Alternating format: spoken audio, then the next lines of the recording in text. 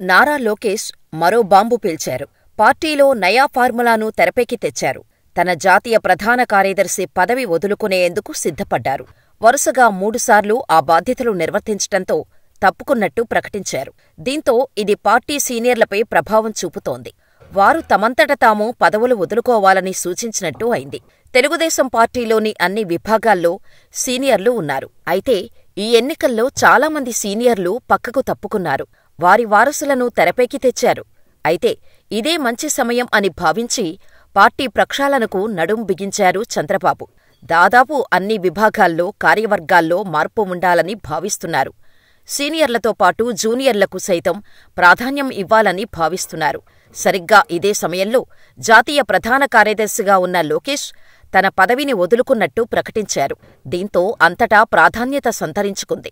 ఈరోజు TDP polit bureau సమావేశం జరగనుంది. మీలో పార్టీ మహానాడు నిర్వహిస్తున్న సంగతి తెలిసిందే. దానిపై ప్రధానంగా చర్చిస్తారు. మరోవైపు వరుసగా 3 సార్లు ఒక పదవిలో ఉంటే దానిని వదులుకోవాల్సిందేనని సంకేతాలు ఇవ్వనున్నారు.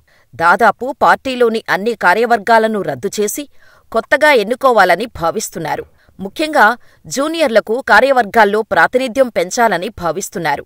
ఇప్పటికే పార్టీ 1 కోటి సభ్యత్వాల నమోదు పూర్తి చేసుకున్న సంగతి తెలిసిందే. అందుకే ఇప్పుడు కార్యవర్గాలను బలోపేతం చేయడం ద్వారా పార్టీని మరింత పటిష్ట స్థితిలో పెట్టాలన్నది చంద్రబాబు ప్లాన్గా తెలుస్తోంది. పొలిట్ బ్యూరోలో దాదాపు సీనియర్లు ఎక్కువగా ఉన్నారు. 7 పదులు దాటినవారూ ఉన్నారు. అయితే తాజాగా లోకేష్ ప్రకటన చూస్తుంటే వీరందరిపై వేటు తప్పదని తెలుస్తోంది. అయితే లోకేష్ ప్రకటన చూస్తుంటే బాబు సంచలన నిర్ణయం తీసుకునే అవకాశం కూడా కనిపిస్తోంది. పార్టీ జాతీయ అధ్యక్ష పదవికి చంద్రబాబు రాజీనామా చేసే అవకాశం ఉన్నట్టు కూడా ప్రచారం నడుస్తోంది. ఇప్పటికే లోకేష్ను వర్కింగ్ ప్రెసిడెంట్ చేస్తారని టాక్ నడుస్తోంది.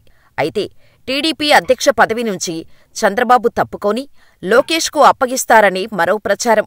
అందులో భాగంగానే లోకేష్ తాజా ప్రతిపాదన చేసినట్టు తెలుస్తోంది.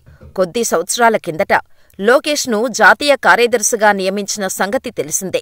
ఆయనతో పాటు మరో యువనేత కింజరాపు రామ్మోహన్ నాయుడు సైతం జాతీయ ప్రధాన కార్యదర్శిగా ఉన్నారు. ఆయన సైతం ఆ పదవిని వదులుకునేందుకు సిద్ధంగా ఉన్నట్టు సమాచారం. ప్రస్తుతం తెలుగుదేశం పార్టీ అధికారంలో ఉంది. అందుకే పార్టీ పదవులకు సైతం విపరీతమైన పోటీ నెలకొంది. ఎక్కువ చోట్ల యువనాయకత్వం ఉంది.